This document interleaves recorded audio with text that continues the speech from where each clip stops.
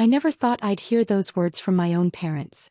"We sold your house," my mother announced casually over dinner, as if she was merely commenting on the weather. Her fork clinked against the plate as she served herself another portion of salmon, not even looking at me. I set down my glass of water, certain I had misheard. "What do you mean you sold my house?" "The one Grandma left you," my father chimed in, his voice carrying that familiar tone of superiority. "We got a good price for it too. The market's hot right now." The room started spinning. The house my grandmother had left me, my sanctuary, my home for the past 3 years, the place where I had started building my dreams, was gone. Just like that. "But, that's my house," I managed to say, my voice barely above a whisper. "How could you sell it? The deed was in my name." My mother dabbed her lips with a napkin, finally deigning to look at me. "Oh, don't be dramatic, Sophie. We had power of attorney while you were away in Singapore for that business course. It was the sensible thing to do. Your father and I need to plan for retirement, and that house was just sitting there. Just sitting there." The words echoed in my head like a cruel joke. They had no idea what I'd been building, what I'd accomplished, while they were busy dismissing my career choices as plain business. "Where am I supposed to live?" I asked, though I already knew their answer wouldn't matter. My mind was racing, calculating, planning my next move. My father shrugged, reaching for his wine glass. "You can rent somewhere cheap. Maybe that will motivate you to finally get a real job instead of this consulting nonsense you've been doing." Consulting nonsense. If only they knew that my nonsense had turned into Atlas Global Ventures, one of the fastest-growing investment firms in Asia. But I had kept that quiet, operating through shell companies and subsidiaries. In their eyes, I was still their disappointing daughter who refused to join the family accounting firm. "The real estate agent will drop off your things at our house," my mother added, as if she was doing me a favor. "You can stay in your old room until you figure something out." I stood up slowly, my chair scraping against the hardwood floor. The sound felt final, like a door closing on my last shred of expectation that my parents might someday see me as more than a disappointment. "No," I said quietly. "I won't be staying here." "Don't be ridiculous," my mother scoffed. "Where else would you go?" I grabbed my bag, a designer piece they assumed was a knockoff, and headed for the door. "I'll figure it out. I always do." "Sophie," my father called after me. "Don't be dramatic. This is for the best. We found this beautiful mansion in Palm Springs. It's perfect for our retirement. Once we close on it next week, you'll see this was the right decision." I paused at the door, turning back one last time. "Palm Springs? The Henderson estate." My mother's eyes lit up. "Yes. How did you know? It's absolutely gorgeous. We're meeting the owner's representative next week for the final tour. 16 bedrooms, an infinity pool, everything we deserve after working so hard." I couldn't help but smile, though there was no warmth in it. "Interesting. Well, enjoy your dinner. And good luck with the tour." As I walked to my car, a modest Honda I kept specifically for family visits, I pulled out my phone and dialed a familiar number. "Marcus? It's Sophie. Remember that Palm Springs property we acquired last month? Schedule a tour for the winters next week." "Yes, my parents." "And Marcus? Make sure Jessica handles it personally. It's time they learned exactly what their daughter has been up to." I ended the call and started my car, watching my parents' house grow smaller in the rearview mirror. They thought they had taken everything from me, but they had no idea what was coming. Sometimes the biggest power lies in being underestimated. The next 2 weeks passed in a blur of meetings and international calls, all while my parents flooded my phone with texts about their upcoming tour of the Henderson estate. Each message dripped with self-satisfaction, little digs about how this was what real success looked like. If they only knew that their dream mansion was just one small piece of my company's real estate portfolio. Atlas Global Ventures had acquired it last month in a quiet deal, along with several other luxury properties across the country. But to them, I was probably still sleeping on a friend's couch, humbled by their tough love. The morning of their scheduled tour, I sat in my real office, the entire top floor of a downtown high-rise, watching the sun rise over the city. My assistant knocked softly before entering. "Ms. Winters? Your parents just arrived at the Henderson estate. Jessica is greeting them now." I smiled, pulling up the security feed on my laptop. It was time for the first act of this play to begin. The cameras showed my parents arriving in my father's prized Mercedes, their expressions smug as they took in the mansion's grand entrance. Jessica, my most capable property manager, stood waiting in an impeccable suit. "Mr. and Mrs. Winters," she greeted them warmly. "Welcome to the Henderson estate. I'm Jessica Chin and I work for your daughter." The look on their faces was worth every second of the past 3 years of secrecy. Sometimes revenge doesn't need to be loud. Sometimes it just needs to be perfectly timed. The security feed showed my parents frozen in place, their expressions shifting from confusion to disbelief. My father recovered first, his face reddening with that familiar anger I'd seen so many times growing up. "There must be some mistake," he blustered. "Our daughter Sophie? She's a small-time consultant. She couldn't possibly." Jessica's professional smile never wavered. "Ms. Winters is the CEO and founder of Atlas Global Ventures.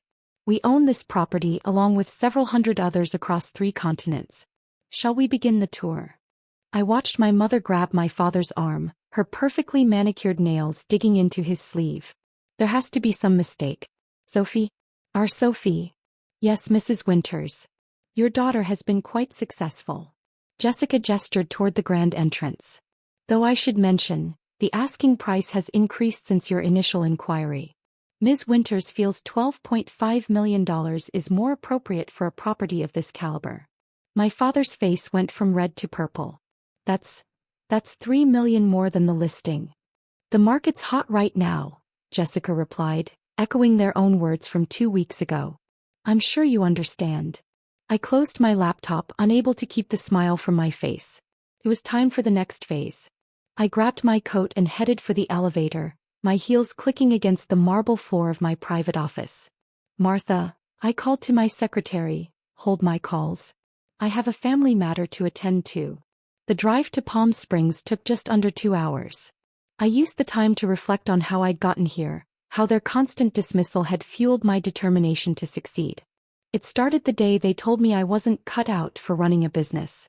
I was fresh out of college, excited about my ideas for modernizing investment strategies through technology. My father had laughed, telling me to stick to basic accounting like a good girl. So I left. Took a job in Singapore that they thought was just entry-level consulting. In reality, I was building connections, learning the market, and quietly amassing investors who saw what my parents couldn't: my potential. The first year was the hardest. Living in a tiny apartment, working 20-hour days, learning Mandarin in my spare time. But slowly, carefully, I built Atlas Global Ventures from the ground up.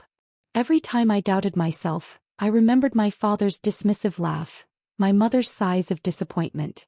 By year 3, we were managing over $500 million in assets. By year 5, that number had grown to $3 billion. All while my parents thought I was finding myself abroad. I pulled up to the Henderson estate just as Jessica was finishing the tour. Through the floor-to-ceiling windows, I could see my parents in the grand living room, their body language tense. Perfect timing. The sound of my heels on the marble floor announced my arrival. My mother turned first, her eyes widening as she took in my appearance. Not the simple dress from family dinners, but a tailored Chanel suit that screamed success. "Hello, mother, father," I said calmly, enjoying the way they flinched at my voice. "I trust you enjoyed the tour of my property?" "Your property?" my mother whispered. "One of many." I moved to the center of the room where I had a clear view of the infinity pool and the valley beyond. Atlas Global Ventures owns quite a substantial real estate portfolio. This is actually one of our smaller acquisitions. My father stepped forward, his face a storm of emotions. "You've been lying to us all these years?" "No," I corrected him firmly. "I've been succeeding. You just never bothered to notice." But your little consulting job," my mother stammered, "grew into a multi-billion-dollar investment firm." I turned to face them fully. "The same firm that now owns your dream retirement home." My father's business instincts finally kicked in. "Now, Sophie, let's be reasonable. We're family. Surely we can discuss a fair price for dash. Like the fair price you got for my house?" I cut him off. "The home grandma left me because she, unlike you, believed in me. They had the grace to look uncomfortable." "Good. That house wasn't just a property to me," I continued, my voice steady despite the emotion building in my chest. "It was the first place I ever felt truly supported. Grandma saw my potential when you were too busy focusing on appearances. We were trying to help you, my mother protested weakly. We thought. You thought you knew better. You always did. I walked to the massive windows looking out over the grounds. Did you know I was running board meetings from that house? Closing million-dollar deals from the sunroom Grandma loved so much? But you never asked. Never cared to know what I was actually doing with my life. My father's face hardened. If you're trying to punish us. Punish you. I laughed, but there was no humor in it. I'm teaching you something Grandma taught me, actions have consequences. I turned to Jessica, who had been quietly observing. Please provide Mr. and Mrs. Winters with the new listing details. And make sure they understand that Atlas Global Ventures has first right of refusal on any competing offers. You can't do this, my father growled. We're your parents. Yes, you are. And you sold your daughter's house for your retirement. I met his gaze steadily. How does it feel to be on the other side? My mother started to cry, dabbing at her eyes with an expensive handkerchief. Sophie, please. We only wanted what was best for you. No, I corrected her gently. You wanted what was best for you. And now you have to live with those choices. I walked to the door, pausing for one final moment. Oh, and about my things from Grandma's house? Have them delivered to my office. The address is on the Atlas Global business card Jessica will give you. Though I suppose you'll need that address anyway, for the purchase offer paperwork. As I drove back to the city, my phone buzzed repeatedly with messages from my parents. I ignored them all. They had spent years ignoring my achievements, my growth, my success. Now they could experience what that felt like. The next morning, I sat in my office reviewing acquisition proposals when Martha buzzed in. Miss Winters? Your parents are in the lobby.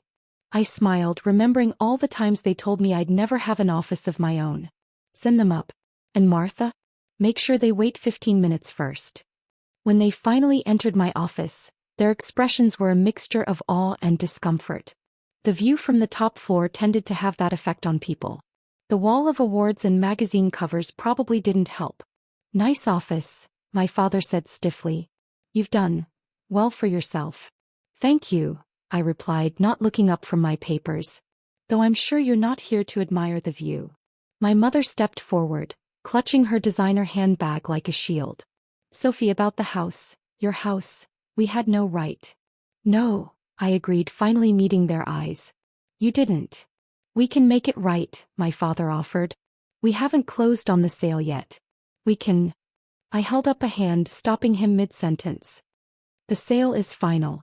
Just like the Henderson estate is now officially off the market. What? They both exclaimed. I bought it this morning. Through one of our subsidiaries. I allowed myself a small smile. The market's hot right now, remember? My father's face reddened again, but my mother placed a restraining hand on his arm. For the first time I saw something like respect in her eyes. You planned this, she said softly. All of it.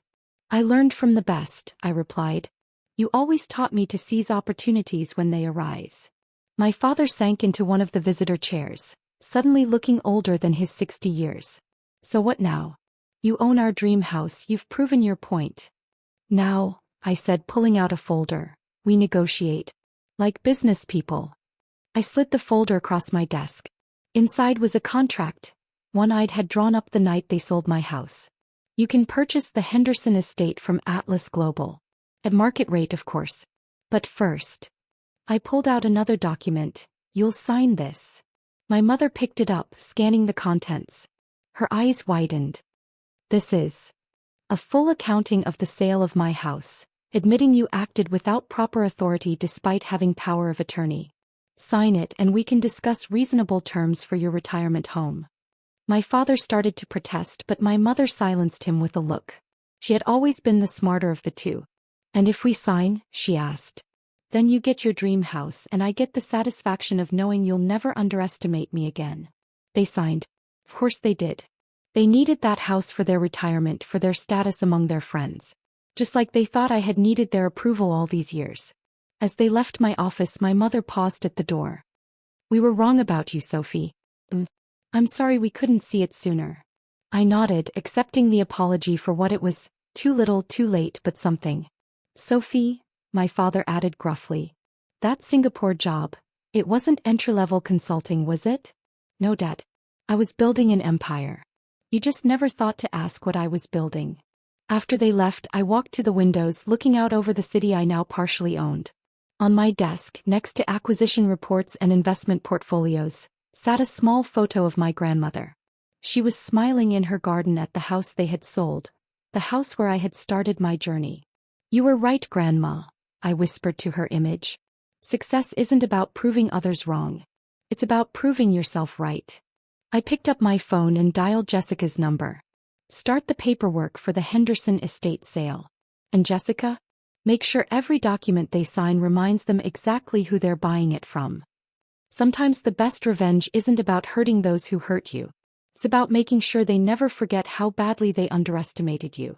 My parents wanted a retirement house? Fine. They could have it, along with the daily reminder that their disappointing daughter now owned their dreams. Success, after all, is the best revenge.